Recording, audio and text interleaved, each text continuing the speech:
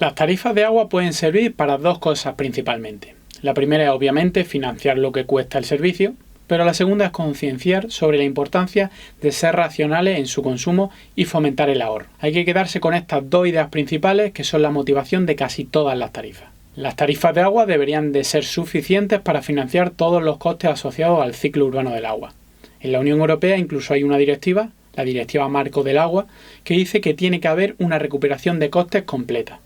Es decir, a lo que cuesta traerte el agua potable y luego llevársela y depurarla, hay que añadir cosas como la amortización de la infraestructura, su renovación y modernización, incluso los costes medioambientales derivados de coger el agua en un punto con una calidad concreta, posiblemente con una obra con bastante impacto, y devolverla en otro punto distinto con una calidad posiblemente peor. Todo esto debería estar financiado por la factura y a menudo no lo está. Por ejemplo, en España, voy a poner ejemplo en este vídeo de España porque es el caso que conozco mejor, la recuperación de costes media según los últimos cálculos en este momento en España es de en torno a un 70%. Es decir, que las tarifas deberían de subir en torno a un 30% para recuperar costes como indica la directiva. La otra función que pueden tener las tarifas es el fomento del ahorro. Por eso se suelen diseñar las facturas que se denominan por bloque. En estas facturas los primeros metros cúbicos de consumo son muy baratos, para premiar a los usuarios que consuman poco, y cuanto más consumamos el precio del metro cúbico aumenta para castigar los consumos demasiado altos. Esta es la idea para fomentar el ahorro por medio de las facturas, pero como veremos en este vídeo a veces puede ser muy poco efectiva. Con estas dos ideas en mente, la recuperación de costes y el fomento del ahorro, vamos a ver cómo se suelen estructurar las tarifas para entenderlas mejor.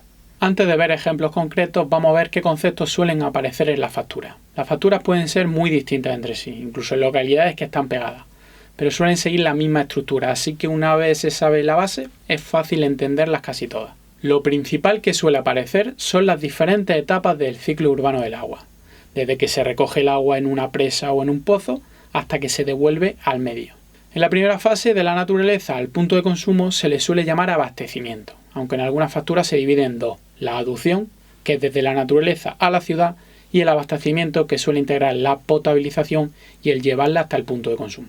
Y luego tenemos la segunda fase, desde el punto de consumo de vuelta a la naturaleza. Esto se puede facturar de modo conjunto como saneamiento o dividirlo en alcantarillado y depuración. Los conceptos pueden que cambien un poco de nombre, pero en esencia es lo que os he contado. ¿Y por qué dividirlo en tramos y no hacer un concepto con todo el ciclo del agua para que sea más fácil de entender? El principal motivo es porque cada fase puede estar gestionada por una empresa o administración distinta. Hay lugares en los que la parte de aducción la gestiona la Confederación Hidrográfica, el abastecimiento una empresa, el alcantarillado lo gestiona el propio ayuntamiento y la depuración la hace una diputación provincial que depura el agua de varias localidades, por poner un ejemplo. Y cada una pone unos precios y un tipo de facturación, aunque al usuario solo le venga una factura con todos los conceptos. Y también le suele convenir a la empresa que envía la factura dejar claro a quién corresponde cada parte de la factura, que no toda la factura va para ello. Por ejemplo, en la Comunidad de Madrid, el agua la gestiona en su mayor parte la misma empresa pública, el Canal de Isabel II. En algunas poblaciones en las que el ayuntamiento gestiona el alcantarillado, ese concepto aparecerá en la factura como cobrado por el ayuntamiento según los precios que haya decidido ese ayuntamiento.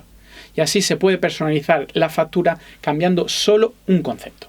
Estos son los conceptos básicos que aparecen en todas las facturas, pero luego hay otros conceptos que también pueden aparecer. En lugares con costa, cuando se debe recurrir a desalar agua, puede incluir un concepto de desalación. Puede ser que solo sea temporal, en caso de sequía, o que sea habitual como suele pasar en la isla. Este concepto puede estar incluido en la parte de abastecimiento, principalmente cuando es una práctica habitual, o puede estar fuera para poder quitarlo y ponerlo cuando haga falta. También pueden existir los recargos para casos concretos. Puede que viva en un lugar excepcionalmente alejado y deban bombear agua más lejos de lo habitual. En esos casos a veces se cobra un recargo por bombeo. Y luego puede haber otros conceptos como por ejemplo en España tenemos algunos cánones autonómicos que sirven para por ejemplo financiar infraestructuras. Como lo suele cobrar una administración distinta a la que cobra el abastecimiento o el saneamiento de los diferentes municipios, en lugar de integrarse en el concepto de saneamiento se ponen aparte. Todos estos son conceptos que te puedes encontrar en una factura relacionados con el agua. Puede que encontréis algunos que no he nombrado específicamente o los nombre de manera distinta, pero la idea es que os quedéis con la esencia. Pueden aparecer conceptos en función de la fase del ciclo del agua o de la administración o empresa que los cobre o en función de si es temporal o permanente. Pero también encontramos a veces conceptos en los que no te están facturando el agua sino los residuos urbanos, o sea, la basura. Esto se puede hacer por dos razones. Una es para no mandarte muchas facturas distintas, las meten con el agua y listo. Otra es para intentar facturar en función de la cantidad de residuos generados, en lugar de por unidad, vivienda, comercio o lo que sea. Por ello, se hace la simplificación de que cuanta más agua consuma, es porque más personas habrá viviendo, en el caso de una vivienda, y por lo tanto más residuos se generan. Algunas administraciones cobran los residuos en un recibo aparte del agua, otros cobran simplemente un fijo y otros lo cobran en función del consumo. De esto último, de incluir los residuos, personalmente estoy totalmente en contra y no soy el único, porque desvirtúa completamente algo importante de la factura del agua, como dije al principio, y es su labor de concienciación y de fomento del ahorro. Si no entiendes la tarifa, no puedes saber cómo afecta en lo que pagas que reduzca el consumo. Y estos conceptos aún lo enmarañan todo más. Además, si a la factura del agua le añades más pago, el ahorro que puedas tener por hacer un esfuerzo y ahorrar agua aparentemente es más pequeño.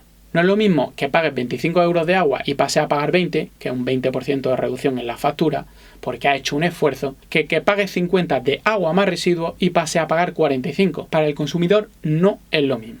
Podemos poner como ejemplo de variedad de conceptos que se pueden incluir en la factura la de Barcelona. La factura la emite Aguas de Barcelona, pero solo se encarga de la captación, potabilización y distribución de agua.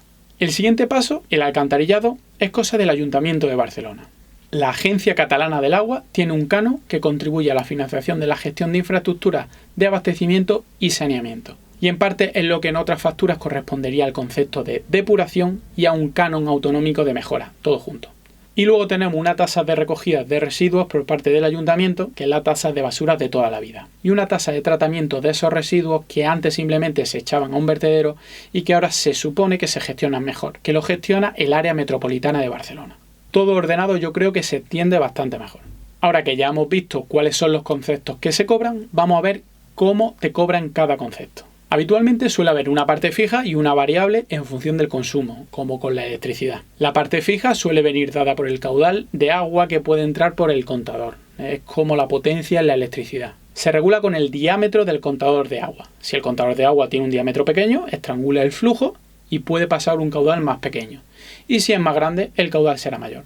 Si abren muchos puntos de agua a la vez y el diámetro del contador es pequeño, lo que ocurrirá es que no tendrás presión ni caudal suficiente en los grifos. Y luego tenemos la parte variable, que te cobran un precio por metro cúbico. Para fomentar el ahorro se pueden tomar dos tácticas: penalizar el derroche o premiar el ahorro. Y la mayoría de las tarifas intentan hacer las dos cosas. Para ello está muy extendida lo que se denomina, como comentábamos al principio, la facturación por bloque. Como ejemplo vamos a poner otra vez las tarifas de Madrid. Para simplificarlo, vamos a centrarnos en un concepto solo: la aducción.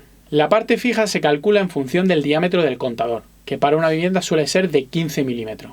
En este caso, una vivienda pagaría de fijo bimestralmente 8,01 euros. Y la parte variable se divide en tres bloques. Si consumes de 0 a 25 metros cúbicos el bimestre, la parte variable te sale barata, con la intención de premiar los consumos bajos. Si tu consumo supera los 25 metros cúbicos hasta llegar a los 50, esos metros cúbicos se facturan a un precio superior. Y todo lo que supere los 50 metros cúbicos se te facturará a un precio bastante más caro, con la intención de penalizar mucho el derroche.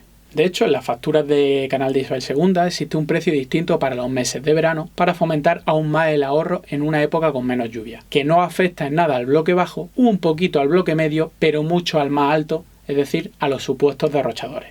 La proporción entre los costes fijos y los variables y el tamaño de los bloques es importante estudiarlo bien a la hora de confeccionar la factura, porque si los fijos son muy altos, apenas notará en la factura un esfuerzo en el ahorro, y el usuario tendrá la impresión de que ahorrar no sirve para nada y de que de alguna manera le están estafando.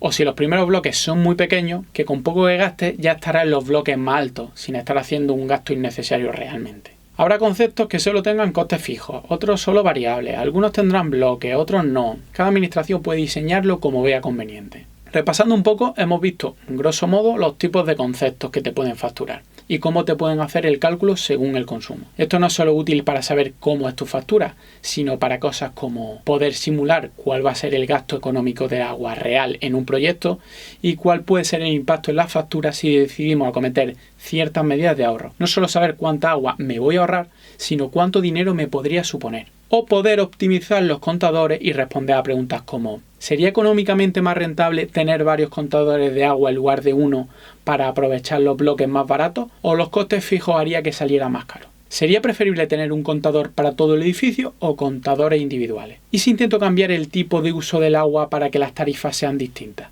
Espero que os haya aclarado dudas y que ahora sepáis entender un poco mejor la factura de agua. No obstante, cada factura es un mundo y el mundo es muy grande, así que seguro que encontráis excepciones a todos los casos que he mencionado, pero la base siempre es la misma. Como siempre, después de cada vídeo os animo a que si tenéis preguntas sobre lo que acabamos de ver, me la hagáis en los comentarios o por redes sociales y estaré encantado de responderlas. Gracias por vuestra atención y nos vemos en el siguiente vídeo.